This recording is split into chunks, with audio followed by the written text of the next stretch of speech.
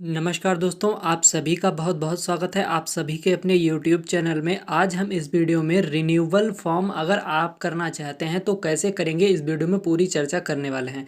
अगर कोई पहले से रजिस्ट्रेशन किए हुए है, अर्थात फ्रेश फॉर्म उसका पहले हुआ था और इस साल उसे अगर रिन्यूअल फॉर्म भरना है तो वो कैसे भरेगा, इस वीडियो में चर्चा करेंगे। तो दोस्तों चलिए फटाफट वीडियो को स्टार्ट करते हैं। तो दोस्तों जैसा आप सभी को पता होगा, यूपी स्कॉलरशिप के जो आवेदन है वो अभी हो रहे हैं।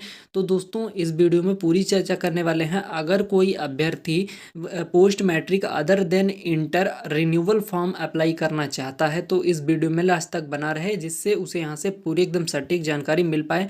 अगर अभी तक आपको स्कॉलरशिप नहीं मिली है, पिछले वर्ष अगर आपका कुछ गड़बड़ हो गया था तो इस बार आपका गड़बड़ नहीं होगा, ये मैं गारंटी देता हूँ। तो दोस्तों चलिए फटाफट वीडियो को स्टार्ट करते हैं।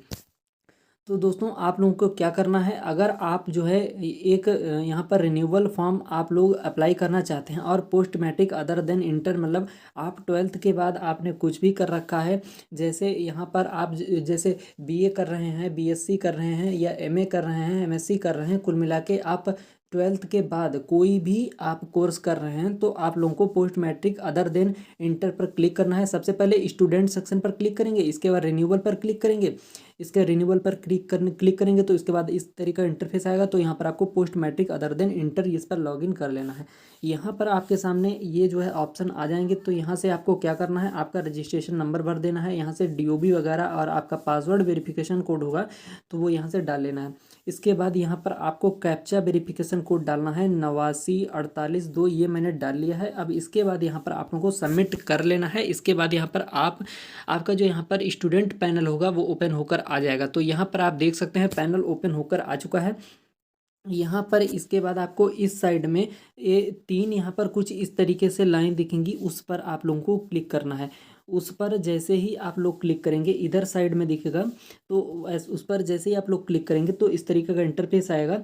तो यहाँ पर प्रमाणीकरण हेतु आधार नंबर डालें, चूँकि आपने ये पहले से किया होगा, पिछली बार जब आपने फ्रेश फॉर्म किया होगा तभी आपका प्रमाणीकरण हो चुका होगा, इसलिए ये करने की आवश्यकता नहीं है। अगर आप इस पर क्लिक भी करेंगे तो भी ये बटन काम नहीं करेगा।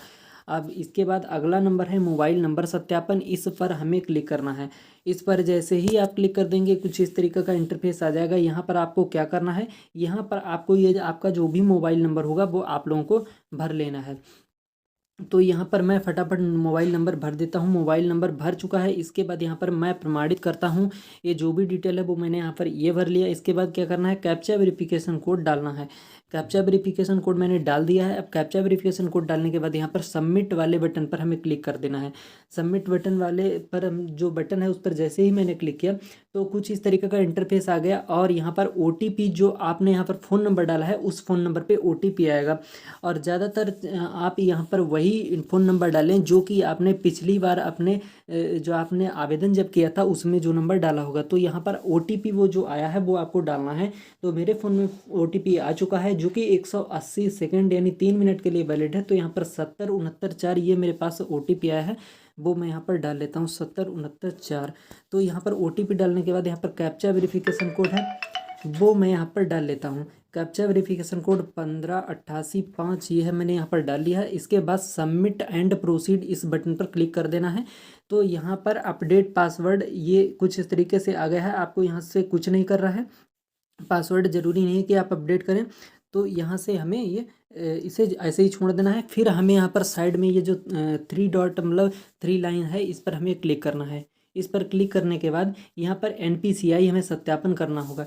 NPCI सत्यापन वाले ऑप्शन पर जैसे ही आप क्लिक करेंगे तो कुछ इस तरीके का इंटरफेस आ जाएगा। यहाँ पर आप लोगों को कुछ इस प्रकार का इंटरफेस दिखेगा, चेक NPCI स्टेटस। तो इस पर हमें क्लिक कर देना है। इस पर हमें क्लिक करने के बाद जो है थोड़ा लोडिंग लेगा साइट। और यहाँ पर जो आप लोग अगर देखेंगे तो NPCI जो सत्यापन है वो भी हमारे यहाँ पर कंप्लीट हो चुका है। यहाँ पर आप देख सकते हैं ये जो है ऑप्शन बंद हो गया है। अब इसके बाद हमें क्या करना है, नवीनीकरण आवेदन पत्र को संशोधित करें, इस पर हमें क्लिक करना है। अब इस पर क्लिक करने के बाद आपका यहाँ पर पूरा डिटेल जो है यहाँ पर रजिस्ट्रेशन वाला विवरण है वो आ जाएगा। तो रजिस्ट्रेशन वाला विवरण यहाँ पर ऑलरेडी भरा है तो यहाँ पर हमें कुछ करने की आवश्यकता नहीं है। तो यहाँ पर हमें शैक्षणिक वाले ऑप्शन पर क्लिक कर देना है। शैक्षणिक वाले ऑप्शन पर क्लिक करने के बाद यहाँ पर अगर आप लोग देखेंगे तो ये जो है यहाँ पर पाठ्यक्रम का प्रकार, पाठ्यक्रम का नाम, वर्तमान पाठ्यक्रम का ब्रांच और पाठ्यक्रम का जो अवधि या वर्ष है वो ऑलरेडी यहाँ पर सिलेक्ट रहेगा। तो इतना यहाँ पर ये रखना है। अब यहाँ पर क्या है, पाठ्यक्रम के वर्तमान सत्र में प्रवेश। तो यहाँ पर ये जो है आपको अपने कॉलेज से पता करना होगा कि वर्तमान सत्र में आपने प्रवेश कब लिया है, वो आपको डेट बताएंगे, तो वही डेट आप लोग को भरनी है। और यहाँ पर क्या है, यहाँ पर जब आपका रिजल्ट आता है तो रिजल्ट के कॉर्नर पर एक आपका यहाँ पर पंजीयन क्रमांक या इंस्टॉलमेंट नंबर दिया रहता है, तो वो इंस्टॉलमेंट नंबर हमें यहाँ पर डालना होता है। तो जब आपका रिजल्ट आया होगा तो रिजल्ट में ही आपका पंजीयन क्रमांक दिया होगा, वो हमें यहाँ पर डालना है। और इसके बाद हमें यहाँ पर जो आपकी यूनिवर्सिटी है वो तो यहाँ पर ऑलरेडी सेलेक्ट होगी, तो हमें वही सेलेक्ट रहने देनी है। और यहाँ पर जैसे मेरी लखनऊ यूनिवर्सिटी है तो लखनऊ यूनिवर्सिटी ही रहने देता हूँ। और लखनऊ यूनिवर्सिटी यहाँ पर पूरा ये रहने के बाद यहाँ पर जो है आप कैप्चा वेरिफिकेशन कोड डालेंगे।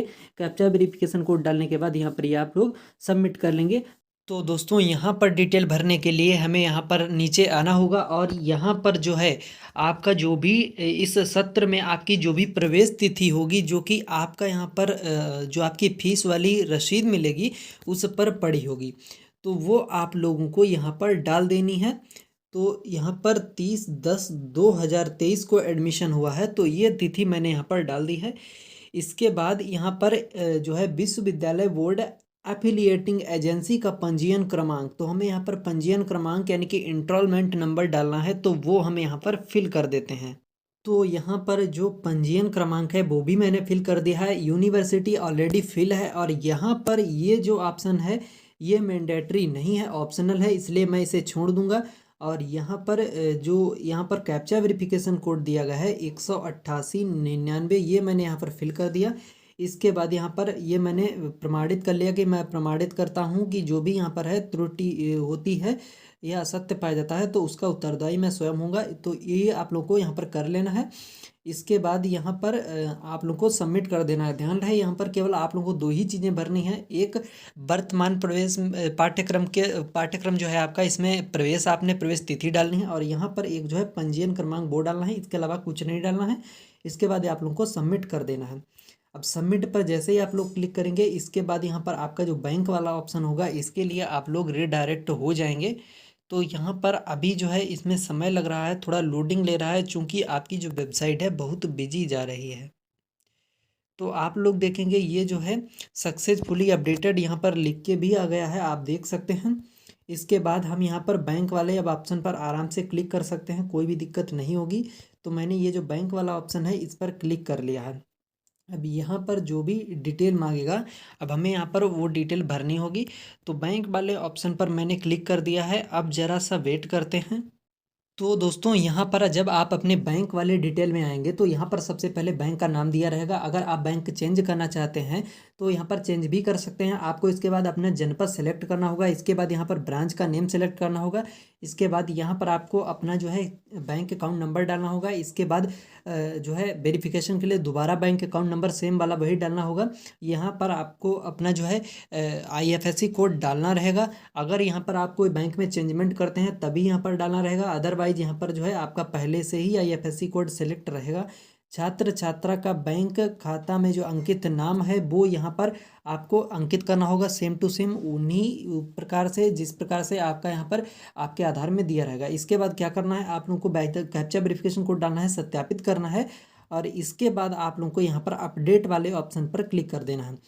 दोस्तों आप लोग अपना जो यहाँ पर फीस का डिटेल है वो डायरेक्ट यहाँ पर आप जो है वहाँ पर संशोधित नहीं कर सकते हैं। इसके लिए आपको दोबारा से लॉगिन करना होगा।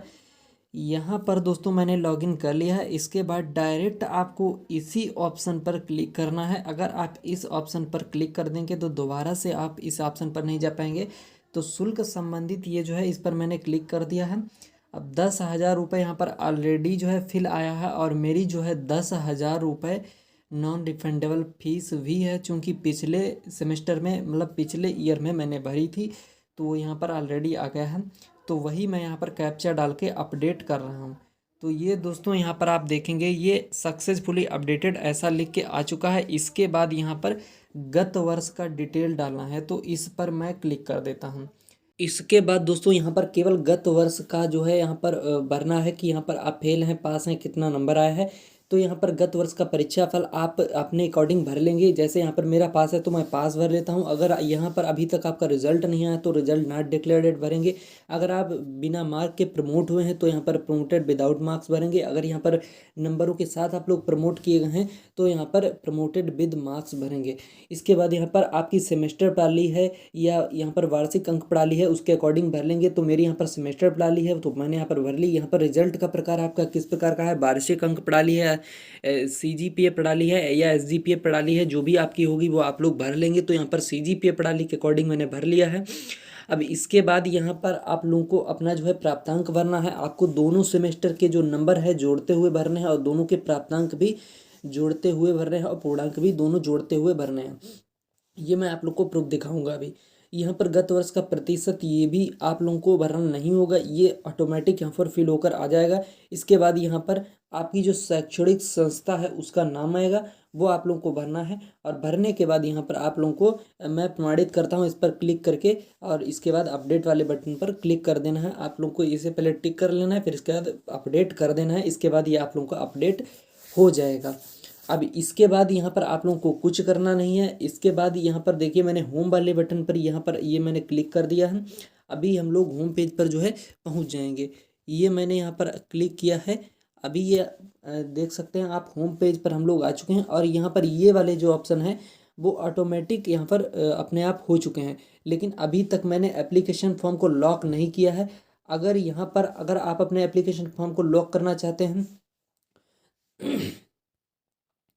लेकिन अभी तक दोस्तों मैंने एप्लीकेशन फॉर्म को लॉक नहीं किया है। अभी तक आप देख सकते हैं मेरा ऑप्शन ओपन है कि नवीनीकरण आवेदन पत्र को संशोधित करें। तो अभी मैं चाहूँ तो इसमें कुछ भी करेक्शन कर सकता हूँ, चाहे बैंक डिटेल में, चाहे वहाँ पर गत वर्ष में, चाहे शैक्षणिक विवरण में, जो भी डिटेल मैं अभी उसमें करेक्शन करना चाहूँ कर सकता हूँ।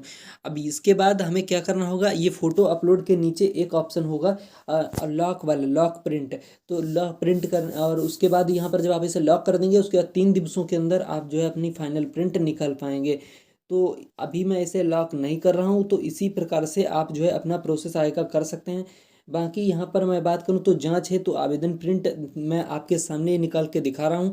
ये दोस्तों देखिए जांच है तो आवेदन प्रिंट जो है वो हो रहा है।